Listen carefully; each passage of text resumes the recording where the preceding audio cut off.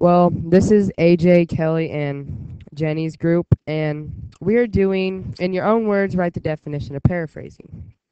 Well, the first one says things about summarizing and things about your own words and main points, but as you can see, it's not that of a long sentence. Number two, however, is very detailed, and it does include things from in your own words. And then it also says while still having the main idea of the sentence. And then it moves on to, in order to paraphrase, you have to change some words to make it your own. I find this one the best one compared to the other two because the first and third one aren't very detailed and they just say the bare minimum. But number two moves on to saying things about how you have to change words and such. That's why we think this one is the best. Okay, this is Ty Moody, Jake Kita, and John DeMay, and we're doing where does the word censor come from? And we're there's four choices, and we thought that number three was most plagiarized because it quotes directly from the origin, and number two and four were way too short to be anywhere close to the origin. So that left number one, and that was the best one.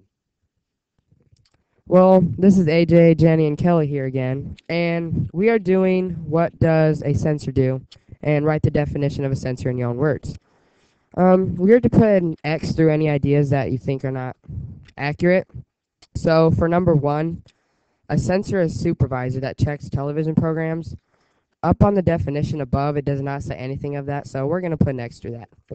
Then it moves on to radio stations, news reports, and plays. Well, that doesn't say anything of that either, so number one is out. Number two, a censor looks over public ideas and beliefs. Once again, it doesn't say anything of that. And takes population counts in their own public vicinity so they can better understand morals of the public. Well, in the definition, it did say morals of the public, so we'll be nice and not cancel that part out. But the rest is getting canceled out.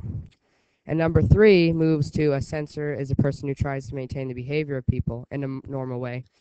No, that's getting canceled out. And then it moves on to any publication. Well, any publication is definitely in there, so we'll leave that and covers up any parts of the publication that are bad. Personally, I like that definition because it's simple and it gets the point across and it doesn't have any extra nonsense. So that's why we choose number three. Hey, this is John, Jared, and David, and we're doing the question on the paraphrasing definition of censorship.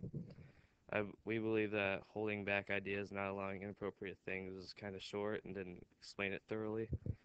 And we thought number two was the best because it basically explained a lot more and got the point across. And number three was just not explained very well.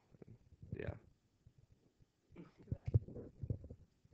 All right. Well, this is Keely, Christy, and Gloria, and they made me do this. So we have the review student answers for this question. Vote your favorite by circling the number of the example you like best.